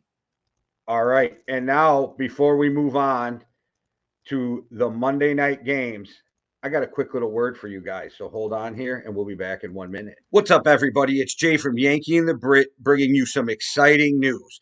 King Palms and Yankee and the Brit are teaming up together to give you an amazing deal. Head over to kingpalm.com, use promo code KPYNB to save 20% off your entire order. That's right, 20% off your entire order just by using the promo code KPYNB. If you want to enhance your smoking experience, King Palms has you covered. Innovative designs, premium quality, and they're all natural. So make sure you go over to kingpalm.com and use the promo code KPYNB at checkout to save 20% off your entire order. Boom, you heard it here. Go get your King Palms. Yeah. Support us by going to King Palm and swinging their stuff. I'm going to guess that that's weed, but yeah. Yeah, they're wraps. They do have cigars too, but they're mostly wraps and everything like that. But they're actually, I always forget that England has zero legalization of it. They're very popular in the States. Right. Was just about to say that it's just about to say Void, it's quite void in the UK, show. I'm guessing. Void in the UK. Yeah, yeah, we need a terms and conditions thing where it says illegal. not just void. Illegal for our British but viewers. they do sell cigars and stuff too, so go get you some cigars then. They're using palm tree wraps. Right, okay. That's cool. So, that's cool. Get you 20% off though. That's a pretty good deal. Good deal. Cracking deal. All right. Well, Monday, Christmas Day games. We start with the Raiders traveling to the Chiefs. The Chiefs are favored by 10. I fucking hate this point spread again. I absolutely 100% believe the Chiefs win this game, but give me the Raiders plus the 10. Raiders coming off a 63-point putting up 63 points against the Chargers. The Chiefs can't move the ball without mistakes. It's not that they can't score, and it's like, yes, Kadarius Toney is the person who's in the highlight for making the most mistakes, and they think he's going to be the new Tyreek Hill, but his chances must be wearing thin because he's just frustrating everybody there. So it's impressive that he's still in the game and everything, Kadarius Toney. But Travis Kelce is dropping balls. Watson is dropping balls. Rice has a fumble problem, which is the only reason that he's not a number one wide receiver outlet as well. He has a fumble issue. Clyde Edwards-Helaire is currently their running back. Is Isaiah Pacheco back yet, or is he gone for the season? I can't remember. I'm not sure. Yeah, but I'm not sure what they've shown me to tell me they're going to score the necessary points against the team that just won by 63, where the Raiders defense did play very well, even though it was against Eastern Stick in that game, to give me the point spread of 10. So Chiefs win this game. They come out of there with the win 100%. They also don't win by 10 points. So give me the Raiders with the points in that game. All right. We're going to the Eagles are at home hosting the New York Giants. The Eagles are 13.5-point favorites. They are the way better team. Does Tommy Cutlets have some magic in him to go into Philly and win a game for the Giants? I say no. I got the Eagles winning this game, but I, again, got to take the Giants in the 13.5 because that is a wildly huge point spread. Yeah, so the Giants have been playing good football recently. Like, they don't have the talent in their team. Darren Waller's back. Yeah, Waller's back. I picked him up while he was on IR 2 weeks ago. Smart. With the vision of playing him for these two games. Because Pat Fryermuth's production was really good one week and then has completely fallen off. But the Eagles also don't blow teams out. That's not the style of play that they've had. So combination of the Giants playing excellent football, the Eagles have only won by double digits against the Buccaneers. Yeah. Only won by double digits against the Buccaneers, the Dolphins, which obviously is a great win for them. Yeah, so only 2 games this year they've won by double digits because they don't put bad teams away. So the Giants are playing well-rounded football, good football. They just don't have the talent to carry them over the line. Saquon Barkley, Darren Waller in the team, like they do have some good talent there. I think the Eagles are probably going to get a feel-good game here where they get out with the win by 9 points. Something like that. But yeah, the massive point spread that I don't think the Eagles have deserved or justified because they don't beat teams by this much. So give me the Giants at minus 13.5. I love how this is the only time I've ever heard you go, they don't deserve that point spread, and it's for the Eagles. They don't deserve it. Like, it's the most cowboy comment, fucking point spread ever. I went to go say it about the Chiefs. I think I've carried it over from the Chiefs. Okay. So at least they do end the week with the game I think everybody's excited to see. The Ravens travel to the 49ers. It is from East Coast to West Coast, long travel. The 49ers are 5-point favorites in this game.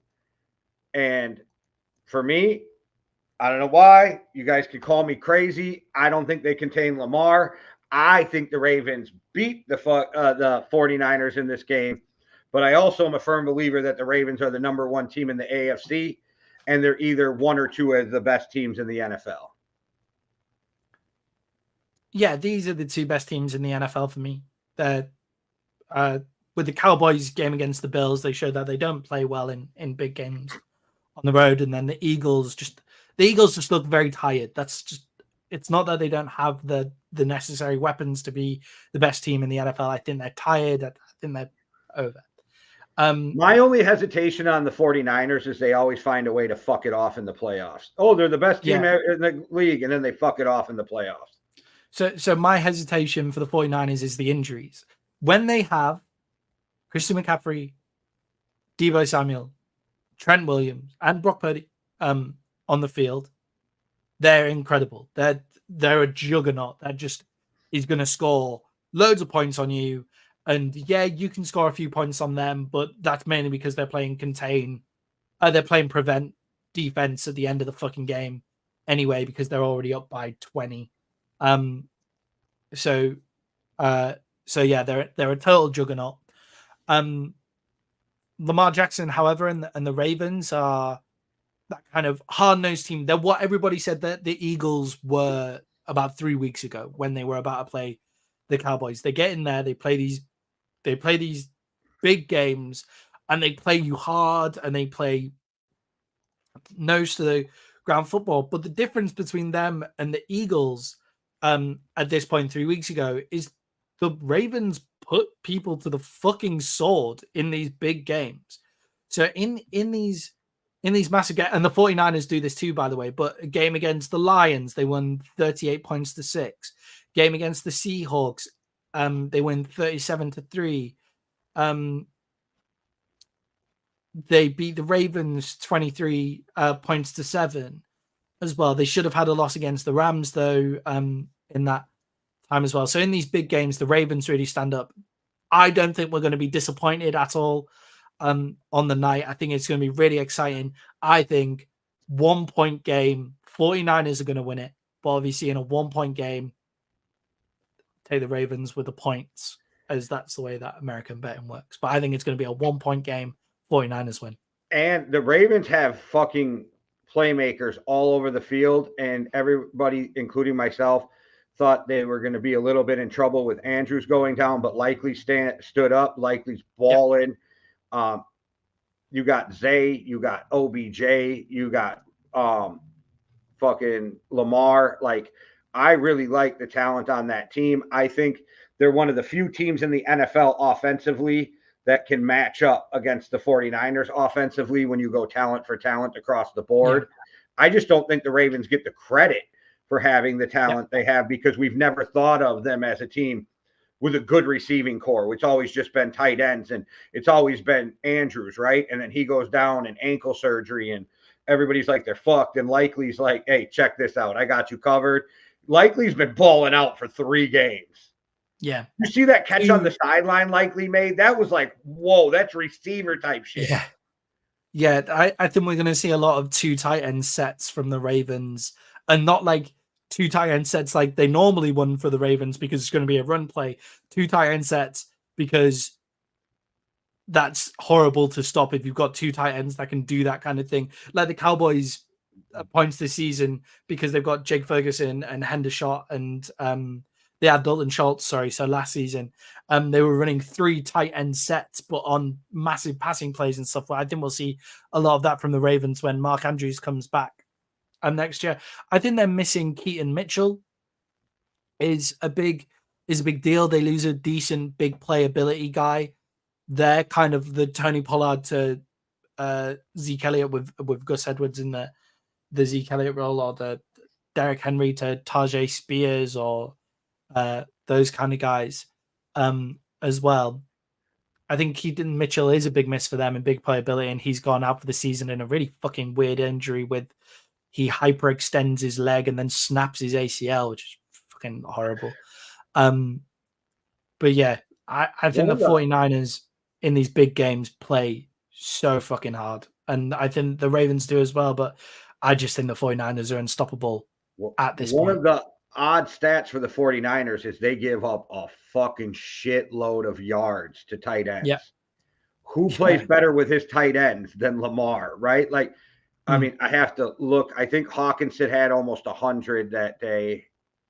I mean, you just go back through the fucking tight ends. They've had big games. And I saw some stat where they like give up the 3rd most yards or 4th most. It was something. They were pretty high, though, in most yards to a tight end in the NFL. And they generally give a lot over the middle. Hawkinson had 11 for 86 against them. And Jordan Addison went off for 123 yards. I mean, so their defense is susceptible to being picked apart. And can you keep Lamar in the pocket? Sure, you can. But that takes away Joey Bosa's explosiveness to get to Lamar because you have to keep the edges, I think, which makes it an even closer game. I think Lamar, not to be funny, but if you had a stationary quarterback in there like a Joe Burrow, who he can move around, but he's not a runner, right? Joey Bosa can tee off. You can't do that on Lamar because Lamar can move around, and it's very crazy to watch. But the Ravens offensive line does this amazing thing where you watch a quarterback scramble in the NFL and there's fucking a holding coming, if they call it or not, right? Yeah. As soon as he gets out of the Ravens guys, let go, find Lamar, and keep fucking blocking. It is the craziest thing I've ever seen an offensive line do. They feel the guy they're blocking move a certain way. So instead of holding them because they're so used to Lamar now, they look back, let him go, and then readjust and run and get back in the way of the guy. And people might not even pay attention. Pay attention to that, guys, when you watch it. You're going to be like, that's the craziest offensive line play because those offensive linemen are so smart and so used to Lamar now. They don't get the holding calls on those scrambles that other teams get. It's because as an offensive lineman, as soon as the guy's getting away from you, it's just like reaction to grab him. They've trained themselves not to do that. It's pretty amazing to me. Yeah, they like it also helps when you have, if you do fuck up that your blocking assignment in that situation, you have a quarterback who can dance around and make that stuff happen. So you have more confidence in the guy behind you to just say, okay, let's make sure that we don't give up this penalty because we've seen it that a lot of the time. So Kyler Murray has this with the Cardinals offensive line. I watched the Eagles do it with Jalen Hurts a couple times, not as often, but it's impressive how offensive linemen are getting smarter about this with their scrambling quarterback. Kyler Murray has it a lot with the Cardinals where he makes a massive play from outside of the pocket, but there's always a flag for holding. And you're just thinking like, there's no need to hold when you have Kyler Murray, Lamar Jackson, like Jalen Hurts is a different type of runner, but same kind of guy. Like the Bears should never be called for holding while they have Justin Fields there because they should be encouraging Justin Fields to run the fucking ball and not try and hold on to it and throw the bloody thing. But we're both taking the Ravens, but you think the 49ers will still win, correct? I think the 49ers will win by a point. I think 1 point game and the 49ers will win. We've had a lot of those this week where we've kind of agreed on the point spread, but disagreed on the outcome. Right, because I think this is the Ravens. I think the Ravens, for some reason, it's just, you ever get those weird feelings, and they're not always right, but you get those weird feelings like this is the game. This is the game where the Ravens are just going to show out. Stand alone, last game of Christmas weekend, like on the road against a team that nobody thinks they should beat. But I think it's because the Ravens aren't getting, They're so good and they're flying under the radar, and it fucking amazes me that nobody's talking about the Ravens. I picked them as my way too early No, Super Bowl pick when we did I it. get that. Well, I picked the Vikings and the Jets. How well did that go? Both quarterbacks go down. Maybe I jinxed those two motherfuckers. Who knows? Yeah, you get a pass on those because weirdly the Vikings were just starting to turn that corner with Kirk what did Cousins I there as well. text you during that game? I didn't bitch. I didn't cry about them losing that game to at the end. All I text you was I miss Cousins. That's all I text you is I miss Cousins because they win that game easily if Cousins is their quarterback. And so it's just wild to me that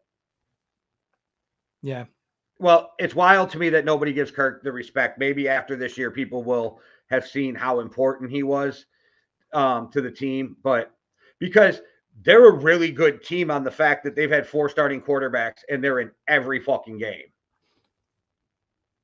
Yeah, definitely. They also don't give the respect to this fucking Ravens team. Like, right. And they deserve more respect than the Vikings right now. The Ravens, to me, are the best team in the AFC, hands down. Like, I don't even think there's a team that's super close. I don't think it's a huge gap. I think, yes, the Dolphins could beat them in a playoff game. Yes, Kansas City could beat them in a playoff game. But they easily could beat those other 2 teams in playoff games. Yeah. And right now, I think they're the best team in the AFC, and nobody's talking about them. It's wild. Yeah, I wonder what it is, because it's not like they're small market teams. And the Ravens have had big success, massive fans all over the world. Like it's interesting. They got Lamar Jackson. You think that alone would have people talking about the Ravens? And when the Ravens, all the previous years, everybody was talking about how the Ravens can't do it. This year, it looks like they have a shot, and everybody just shut up. Like, I'm not going to talk about the Ravens. Yeah, big shout out to the change of OC this year, and Lamar Jackson for proving to people that he's not just one-dimensional. Like, the offense is obviously still built around him. The guy's fucking Lamar Jackson, but like he's doing it more from the pocket this year, and he is saving himself from injury, which is a big thing. He is so accurate in between the numbers. Now, he gets a little less accurate when you get outside of the numbers, unless he's rolling out, because then it's a straight shot down the field. But that dude's he's accurate with a fucking cannon. That dude's just like, there's a few guys in the NFL where you see it, where they just flick their wrist and the ball goes 50-some, 60-some yards just on a rope. Yeah. Yeah, and on those inside routes, he throws an absolute fucking dart as well. He's an incredible quarterback. He's another guy, like, I don't think he should win it, but I definitely think they should be talking about him for MVP. He'll only win MVP this year based on record. Like, he's based on team wins. Like, I don't think he's playing to MVP level, but you and I have talked about this, so maybe everybody else in the comments can comment if they want moving forward, because I don't usually go back through the old shows and read the comments. I see them on YouTube Studio and I glance. But this last week, you had some comments about Dak, your comments about Dak for MVP. I disagree with you that Dak can win MVP, but it's not because he's not putting up a good enough year. It's because writers fucking hate him. And I don't think the writers will ever vote for Dak, right? But to not even talk about Lamar in this is crazy to me. And maybe I'm wrong. Maybe they end up voting for Dak, but I don't buy it, because they have been so negative about Dak since he signed. When Dak was a 4th-round pick on a rookie contract, everybody loved him. When he held Jerry Jones to the fire and got paid, everybody hated him. And it hasn't swung back the other way, because they call him overpaid, and people are always too worried about counting other people's money, which is wild in itself. But I want the comments. Who do you think your MVP is? Because for me, I think it's Brock Purdy. And I think if you don't give it to Brock Purdy, it should be Christian McCaffrey. But unless McCaffrey breaks, which he really could break the record. He's only 300 and some yards away from breaking the single season rushing record with 3 games left. Then you have to give it to McCaffrey if he breaks Eric Dickerson's record. But minus that, I don't think it goes to anybody but a quarterback, which I think it's Brock Purdy, because everybody loves Brock Purdy. Well, they hate Dak Prescott. Yeah, I mean, if we're looking at the way that the writers do, I do think this year, because there's no clear cut, it is easier. It's an easier path for Dak, because I think you'll only need 20 something vote, because it's tallied in points as well. So once you do, we might get this year the first time ever where the person who wins the MVP has less first place votes than the guy in second or something like that, just because there's no clear-cut guy at the moment. So I do think it's an easier path for Dak with the fucking right of hate, because he only needs to be the second guy. Everybody's lucky Tyreek missed a game, because he was going over 2,000 if he didn't miss that game. Yeah. For me, if we're not being cynical, it's Christian McCaffrey. Is the MVP of the league. I think Christian McCaffrey is more important to the 49ers than Brock Purdy. Now, that is not an indictment on fucking Brock Purdy. I want that to be known. I just think the way that the 49ers play is because the way that the 49ers play and the reason that they win is because of the scheme Brock Purdy, Deebo Samuel. The scheme Christian McCaffrey, Deebo Samuel. However, the reason that they win by such big numbers, the reason why they're just a total juggernaut, is they have Brock Purdy instead of Jimmy Garoppolo. So it's no indictment on Brock Purdy. It's just I don't disagree with the McCaffrey statement. I just think people underestimate the fact that Purdy's got the second most points, the least amount of attempts, but yet he throws more long balls than anybody else in the league, and he's 29th in throws from behind the line of scrimmage, meaning there's only 2 or 3 other quarterbacks who throw the ball down the field more than him. Yeah. His stats are crazy this year. But in most valuable to their team, I think it is Christian McCaffrey for me. And I'm not disagreeing with you. I'm just playing devil's advocate. But when you watch them switch backs, it doesn't matter if it's Deebo, Mitchell, whoever's in the backfield. They pick up huge yards. I just wonder if Jimmy Garoppolo was on that team, would they have 10 wins? Would they have that kind of thing going on? I don't know. I just throw that out there as devil advocate. Yeah, I think the MVP just in American football is such a weird award anyway. And this obviously has never been touched on. But obviously in football, like European football, soccer, you get we have something called the Ballon d'Or, the golden ball, and it's if you're the best player in the league, if you're the best player in the world that year, you get something called the Ballon d'Or. And it's easier to measure with a footballer because it's only 11 guys on the field, and everybody has to do every. Is that only for the Premier League guys? No, the entire world, the whole world, the best player in the world. Now, it is normally from a European league. Messi should get it this year. So that's the big debate, because do you give it to Messi has like 7. Right, but what he did in the MLS was unheard of in any form of soccer ever in the history of professional soccer. Yes, but it's in the MLS, which so that's why I was asking, is this everything level is just the Premier League? Like, but also Messi did also win the World Cup, his first ever World Cup. So I think Messi did win it last year. So like Messi got it last year. But it's usually a team it's usually like a top 5 league player, like Real Madrid players usually fucking get it a lot of the time, right? But it's only 11 players, and a lot of players do all of the jobs and that kind of thing. In American football, it's 53 players, and everybody has a very specific job to do. So everybody needs everybody. If a wide receiver is going to win, obviously in European football, you need the other 10 players on your team as well. It's easier to shine. No, because defenders very rarely win as well. It's usually strikers. No, this is just me asking because I don't follow. Right? Yeah. It's usually strikers, and like Cristiano Ronaldo has quite a lot. Leo Messi has loads, like people like Pele, Maradona, like those guys. And Ronaldo benefits from being one of the best players and also being like a chiseled Greek god. He's only one of the best players because he is a chiseled Greek god. When he first started playing, he was like really scrawny, like a really scrawny teenager. So like that then gives him that thing. That's what he's so different to Messi. They're so different, but it was amazing. I was just curious what your thoughts were, because, and I'm not shouting for Messi to get it, but he's done something that's never been seen in footy in the history of a major sports league before, and it's Yeah. just wild. And what he did, I don't remember if he had like every game he played, he had multiple goals and whatever else. He just went fucking completely berserk in the MLS. So I didn't know if they even consider that when it comes to, and who picks that? Is it FIFA? It's like, it's FIFA's Ballon d'Or. It's Is writers FIFA and better now? No, the corrupt bastards. A lot of It's them, still as corrupt as the guy who got booted some years back, and that was a huge story. Not as bad as what was his name? Seb. I just remember that was all over ESPN for like 2 weeks on. He gave those Qatar, or however you pronounce it, because I know some people say Qatar, whatever. They gave him those fucking all those big World Cup and all that other shit, and people are like, "What? This is the most corrupt shit I've ever seen."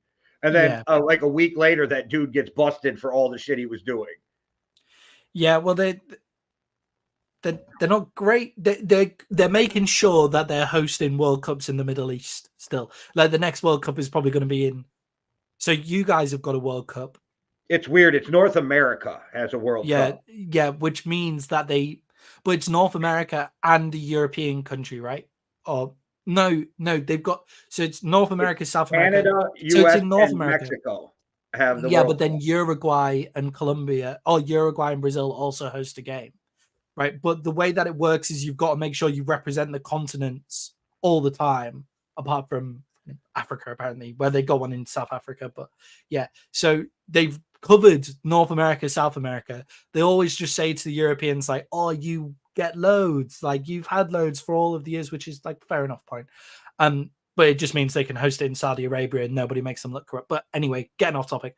MVP in the NFL is weird because for a wide receiver to win MVP, their quarterback has to be throwing it to them well. But for the quarterback to win MVP, the wide receiver has to be getting open, and the scheme has to be good, and the coaching. And for a wide receiver to get open, you have to have an offensive line, a running back, a quarterback. I get it. Like, everybody's and for Christian McCaffrey, his wide receiver. But to get win totals, you also have to have an excellent pass rush. So Michael Parsons can be arguably the most valuable player for the Dallas Cowboys, or Myles Garrett could be upset that he's not in the talking. I know he shouldn't get it, but if you really look at it, you could argue that Kirk Cousins is the MVP.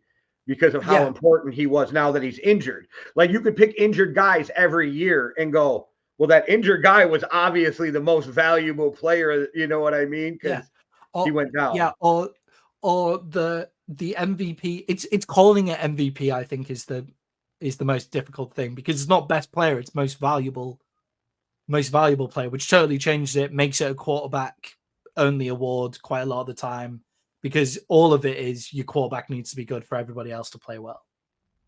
Yeah, and I find it weird that writers vote on it. I just find that to be the strangest thing. Like, it should be a lot of. Do you have like player awards? So like the best player as voted for by the players. The top 100 is voted on by the players. Okay. I'm not sure. ESPN might give out an ESPY or something for that, but not the big awards because they're all AP awards, which is Associated Press, which means the writers vote on all the major awards in the NFL. Yeah, I know in footy, the players, apart from the Ballon d'Or and everything, the players want like the Players Player Award, just as much as the best player in the Premier League. Like I think if it was voted on by the players and the coaches, it would mean more than the MVP. Yeah, me too. I would agree with that. My peers mean more to me. Like this is weird and it's not even close to the same thing. But when another podcaster tells me, like, bro, I like what you're doing, and ask me some questions, that would mean more to me than some random person telling me how bad I suck in the comments. You know what I mean? Like, yeah, I mean, I seem to get fucking like. By the way, people come out of the woodwork to call me like saying that I'm high and that I'm doing all stuff when we're doing those single shows. To be fair, I know a lot of it was you bringing smoke trolls every one of our shows. That's just what he does. And the funny thing is you would think the guy was just a troll, right, in real life, but he's a marine biologist. So first show I ever do, but whenever I do the shows by myself, it's always Dak sucks. First comment. Well, you had the benefit of people not being at work when you did your show. My show didn't get like any views live really while I was doing it. It picked them up afterwards a day later, where you got on the right before the game. Everybody's waiting for football, so you were an easier target to just fun. Yeah, but I think that was more of the timing of the show than a personal shot definitely. at you. Oh yeah, I know. And but yeah, nobody likes Dak. I'm just telling you, nobody likes Dak. So I didn't like Dak very much, to be fair, that last week. But nobody was open, so not much to do with him. But no, I don't blame that. I will crush a motherfucker if I think he's the reason. I don't think it was your guys' fault. And I could even argue that that touchdown was given to you guys at the end of the game, but it's still not Dak's fault that every time Dak turned around, there was a guy right here. Yeah. Not Dak's fault on that. Not Dak's fault in that. Oddly, you guys have a really good offensive line that kind of shit the bed in that game too. I think the Bills just came out and played like fucking stellar as well. Like we didn't play that well, but the Bills were unbelievable. This could be the turning point for the Buffalo Bills. Did it click? It did click, and people are giving them a lot of stuff. I think the Chiefs would be the one where you say it's the turning point, right? And then the Chiefs scare me now. I was on the Chiefs bandwagon. They absolutely, if I'm a Chiefs fan, I'm scared. I don't think they have that great of a shot at the Super Bowl this year. Yeah, I think the Bills beat them if they play now. I think the Ravens beat them. I think the Ravens definitely beat them. Because outside of Kelsey, who the fuck can he throw to? Rice? Okay, but Rice is still young. And a fumble problem. Who on that fucking team is that, oh shit, Travis Kelsey's covered, I need to get open for my quarterback? They haven't figured that out yet. I think the biggest miss that none of the talking heads are talking about is Isaiah Pacheco. Is that Clyde Edwards-Helaire for Isaiah Pacheco? That's two different running backs to me. Dude, why is Clyde Edwards-Helaire still in the NFL? I don't understand how he's the backup quarterback for the Kansas City Chiefs. That's poor roster management. There were loads of running backs that would have taken pay cuts to go to the Chiefs. And then there was a ton of guys out there that you could have went and got, because what did the Jets pay Dalvin Cook? $3 million to not use him? Has Dalvin Cook shown? But obviously they haven't used him though. Dalvin Cook is a guy who needs the ball 20 times a game, and they're not doing it. Because they have Breece Hall. I get it. You have Breece Hall, but there was so many guys out there you could they're not using him a ton. What could you have got Derrick Henry for? Maybe that would have been a better 1-2 punch with Pacheco and Henry. Or who was Wyatt Leonard was on the fucking Bucks. Why am I fucking Leonard Floyd? He was out there. Nobody thought he'd be better than Helaire. There was the contract trouble with Austin Eckler. And obviously you can't get him out of division, but I know you're not allowed to tamper, but a little word at some It'll be interesting when he hits the free agent market to see how many teams are after him next year.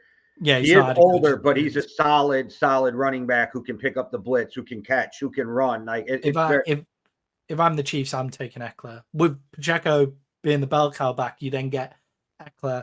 And obviously they have McKinnon as well, but McKinnon can't do in between the numbers. I mean, the Vikings drafted McKinnon Mike Zimmer's first year as the coach. So what are we talking? 10 years now that McKinnon's been in the NFL. So, but it's a wild, the MVP is a wild voting too in itself, because like I said, it's writers. And I always found that so fucking strange. So I think it's a weird award. Right now, we're 3 weeks away from the playoffs. If you had to revise your picks, would you stick with the same picks you had before the beginning of the season? Well, for the Super Bowl matchup? Yes. I'd still take the Ravens. Just for a refresher for everybody, I took the Ravens and the Seahawks as my Super Bowl pick.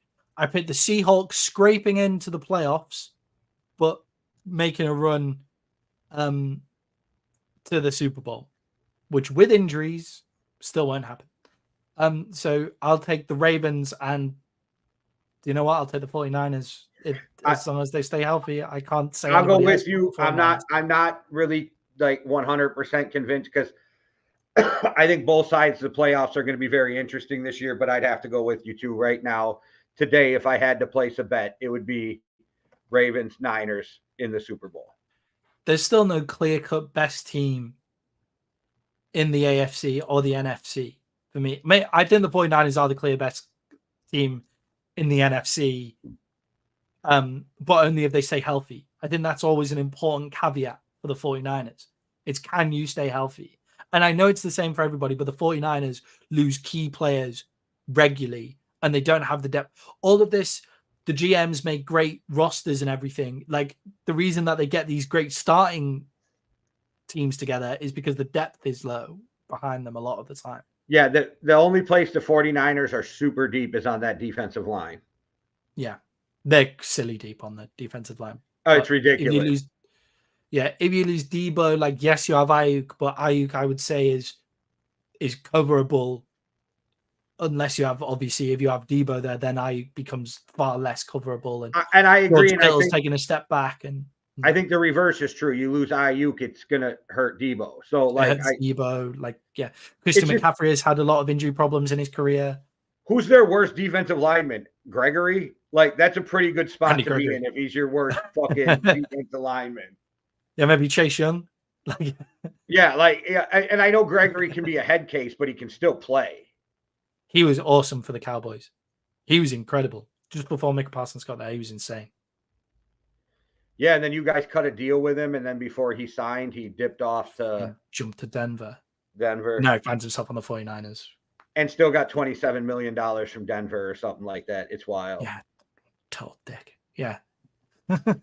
All right, everybody. Well, that was our Christmas edition of the show. So I hope you guys all enjoy your holiday weekend and happy holidays, whatever holiday you celebrate. Because if I'm not mistaken, we're around the point where 71 different holidays get celebrated this time of year. So happy holidays due to the traditional pagan winter solstice, all the main religions just put their holidays around here to like gel off that. And for all of you who say you're not religious, just remember the only reason we have 12 months instead of 13 is because of the Catholics. Yeah. We would have 13 28-day months. Like if they would have done it just math-wise. I don't know. Like there's things we do that I'm like, this just don't make sense to me in 2023. Enjoy being with your families, everybody. Watch a bit of football if you can. If you can't, then we'll react to it. Hey, anyway. If you're hanging out with your families, I'm sure all of you will be watching as much football as you can. I'm so going to struggle to watch football this year. See, being in a British household around this time to watch football is a lot harder than being in an American household because you guys are used to it. In this household, just do what everybody in America does and ignore your family and watch football. Yeah, but then my mum will shout at me. But we'll see. We'll see. I see you walking around with a laptop just like at Christmas, like talking to people with earpods or AirPods in, like, hey, what? But I'm watching every game, man. Like, all right, guys, thanks for watching. Go over to Instagram and check out everything we got going on over there. Manoli and David are taking the week off for the holidays, but MMA Underground will be here Tuesday on the 26th, so make sure you tune in for that. And Maddie, when do the playoffs for the Premier League start? Don't have them. Huh? Playoffs in the Premier League? Yeah, like how do you get to the championship? Like you just win. So when is the championship game? Well, they play 38 games throughout the year, and you just win. Oh, you don't have whoever has the most game points to crown a champion? No, like if you get 3 points for a win. Fucking round robin like season. You get 3 points for a win and 1 point for a draw, and no points for a loss. And see, that's why you will never get Americans to watch football because, like, there's no playoff, there's no championship game. In the league my team is in, which is the league below the Premier League. There are playoffs. They're for promotion though. So the top 2 teams in that league get go promoted. up, and the top two the bottom two get relegated, right? The bottom 3 in the Premier League get relegated. The top 2 go up, but then one other team, they play a 4-team playoff to see who goes up. And you have like a semi-finals and a final in Wembley. And will Sunderland ever make the Premier League? Some of them were in the Premier League for a long time and then they got relegated twice, but they're in the playoff positions right now. So hopefully, but all of that is in May, in the summer. Okay, so before that, coming in the summer, this was all I was getting at too with the playoff. We got to get you and David on a fucking episode to talk what's going on with relegation, the Premier League, and all of that shit, because he is a huge footy fan. Like, I believe he's originally from Nigeria. He's here going to college, so they love soccer as much as you guys. It'd be a good episode of Yankee and the Brit to get you and David on here talking some. And then when I told him who your team was, he just laughed. Fair. We're like a laughing stock team. I think he's an Arsenal fan. Oh, right. Okay. Good for him. At the moment, they're playing well. They're a bit of a laughing stock team too, but yeah, you just blew me away with that. There's no fucking playoffs in the Premier League, so I'm just going to end the show on that. Hit the like and subscribe. Please share the episode. Happy holidays, Merry Christmas, one world, one love. Deuces. Cheerio.